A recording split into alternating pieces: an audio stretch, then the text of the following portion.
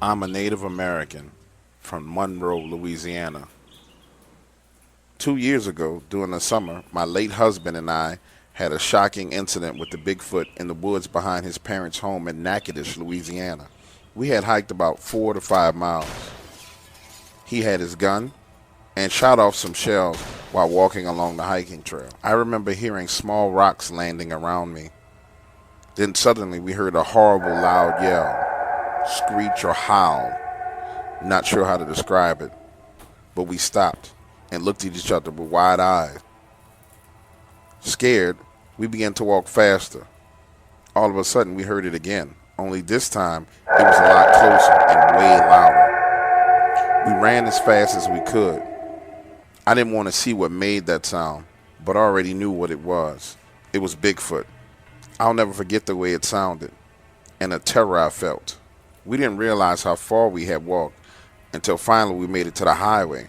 We were about 3 to 4 miles past his parents' house. We just figured it had felt threatened from the sounds of the bullets being shot. Eventually, we shared this with his parents.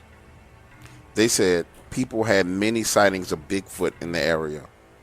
Also, that people were complaining about seeing them looking through their bedroom windows and doors. We went back into that area the next day and found footprints and took casts. I have included the pictures.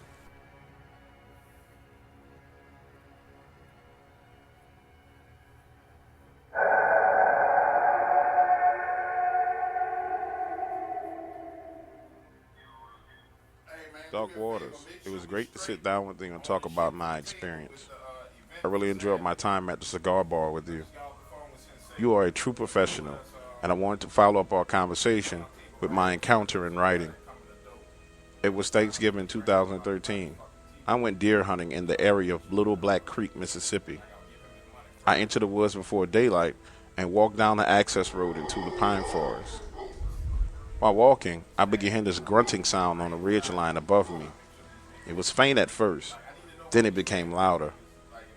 I could hear grunting and heavy footsteps as something moved down the ridge line and across the access road about 150 yards behind me. I quickly moved to a tree and sat still, listening. Then I heard a series of tree knocks, followed by the sound of a deer crying out in pain.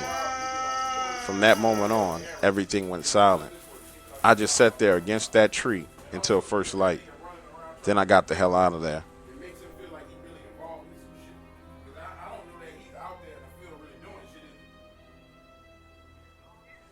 A month ago, I shared my first Bigfoot encounter with you and promised to share more. As you know, I worked as a construction engineer for a major utility company in Arkansas. This encounter happened one evening when I was in the area of Mountain Home, Arkansas. This is a very rural area of the state, and I was scouting the right-of-way for a power line from Bull Shoals to Mountain Home, Arkansas. Bull Shoals is a very small town that sits along the White River. I was along the riverbank checking the soil when I first noticed a trail of huge footprints leading into the water. These prints were at least 16 inches long, as I wear a size 12 men's shoe. This day, I was accompanied by an African American engineer from New Orleans named Frank. Frank was a city boy and didn't particularly care for being in the woods at all. He was jumpy from the time we entered the wooded area. I pointed out the prints to Frank, who was a massive individual. He played football for Louisiana State University and wore a size 14 boot. As we both stood there discussing the prints, he kept staring into the wood lines behind me. When I asked him what was wrong, he just said he thought he saw someone move behind a tree. We walked the riverbank for the next 2 hours, taking soil borings and trying to decide where we would place the poles that would span across the river.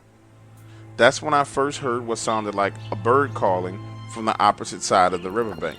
Then I heard another call from behind us in the woods. Frank, being a city boy, was completely oblivious to the sounds of the woods, but I knew immediately that something was wrong. The calls went on for a few more minutes and then stopped. However, the sounds were not right. These calls were too breathy and deep to be a bird. After all, I've been in the woods of Arkansas all my life, and I had never heard anything like this. before we started working our way back up the riverbank towards the trail we walked in on. But as we got closer, the calls started again. Frank was sensing something, and he asked me what was wrong. Honestly, I didn't know at the time, but I suspected there were 2 Sasquatches in the area. I just told him it was time to get out of here. Walking along the bank of the river, we both started to hear something paralleling us in the bushes. These were clear footsteps. As we walked, it would walk. And when we stopped, it would stop. I started to get the feeling we were being hunted. It stayed out of sight in the tree line, but something was there. Suddenly, out of the corner of my eye, I saw a large rock flying right over our heads. It landed in the river, making a huge splash. Now, there was no denying that something was going on, and it was getting out of hand. After my first encounter with the crazy people in the Devil's Hollow, I never went into the woods without my weapon. Today, I had my .380. I could tell Frank was having a hard time processing what was going on, but what happened next made him quickly realize that we were in danger. We heard a loud tree break. Not the sound of a dead tree, but the sound of a fresh, living tree break. It was so loud, it made my heart skip a beat. As we both turned towards the sound, an enormous tree branch came flying at us. I pulled Frank to the ground, dodging the tree branch, stood up, and fired a shot in the air, hoping to scare the creature off. The sound of the shot left my ears ringing. Then things went silent. Frank was now in total shock. His eyes were wide open, pupils dilated. He held on to a stick as if that would do us some good. Just as my ears were starting to recover from the sound of the gunshot, then came the roar. Oh my God. The sound was so powerful, it completely stunned my nervous system. It was like an electronic pulse had short-circuited my body. Then the creature stepped forward out of the tree line, as if it was letting us know who was the alpha male in this territory. Body frozen, arms shaking, I stood there looking at Bigfoot. This creature was something out of a movie. It had the upper hand, and it knew it. Frank yelled at me to shoot it, but the cold stare in his eyes told me that if I was to take a shot at this thing, it would be the last thing I would do. The .380 I had would do absolutely nothing to this creature. It was every bit of 10 feet tall, 800 pounds, and sheer muscle. Its deltoid muscles were the size of my head, and its trapezoid muscles were so large it engulfed its neck. His legs were enormous. And yes, I could tell it was a he. It had black hair and black skin. You could see the definition in its arms and legs, but the most frightening thing was the intent in its eyes. I got the feeling that it had killed humans before and would do it again if we did not get the hell out of there. So we ran as fast as we could. For the first 45 yards, I could hear the sounds of trees breaking as it paralleled us along the tree line. I was no young man at this time, but I hauled ass. Frank, who was very athletic, was well ahead of me. He didn't look back, and to this day I don't blame him. Then, just as suddenly as it all started, it stopped. My heart was beating fast, and I felt dizzy. Things were getting blurry as I struggled to jog along the riverbank.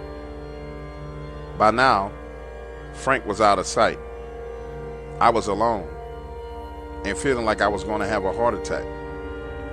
In that instant, my mind fell into despair. I knew that this Bigfoot was going to drag me off into the woods, but instead, Frank came to my rescue. Through my blurred vision, I saw the white heavy-duty pickup truck we drove in come flying through the tree line, landing along the riverbank, almost splashing into the water. He sped up to me, dirt and mud flying through the air. Frank jumped out, helped me in a truck, and sped off away from the area. Oh my God. Thank you, I said. Frank just smiled and said, I'm not a punk-ass bitch that would leave you. I was going to ram that motherfucker. He was laughing as if he had lost his mind. In that moment, I figured he pretty much had. We didn't talk about it on our way back to the motel rooms. We just rode in silence. That night, We smoked and drank and got drunk as hell. When he did finally talk, what Frank shared with me was so frightening that I was at a loss for words. I thought the creature had stopped chasing me, but looking back on it, it was never after me, it was after Frank. Frank said the creature kept following him along the wood line as he ran along the riverbank. In order to get back to the truck, he had to run straight uphill into the wood line. He decided that if he didn't make it to the truck, we both would die. So he cut into the woods and ran as fast as he could, dodging trees and down tree limbs. The Bigfoot was running him down on a diagonal, 60 yards away from the truck, and it was closing in. He said it moved like a college linebacker as it knocked over trees that were in his way. 30 yards away, and he could smell it. It smelled like wet hair, dead animal, shit. 10 yards, it's closing in on him. He can't look back. He dives to the right of the truck, trying to put it between him and the creature. As it hits the ground, Bigfoot rams into the truck, turning it towards him, and his body ends up under the truck. Frank slides to the opposite side, opening the passenger door, jumps in, cranks it up, and hits the gas pedal with his hands, driving forward, trying to get away. He hit small trees and bushes, and after a minute of driving blind, he jumped behind the wheel and drove to the riverbank looking for me. Frank and I became very close after this event. He was severely traumatized for years, and we both submitted this story to the BFRO. They interviewed Frank and I and tried to convince us it was a bear. I know what a bear looks like. This was no bear. It was a Bigfoot, an aggressive, evil Bigfoot.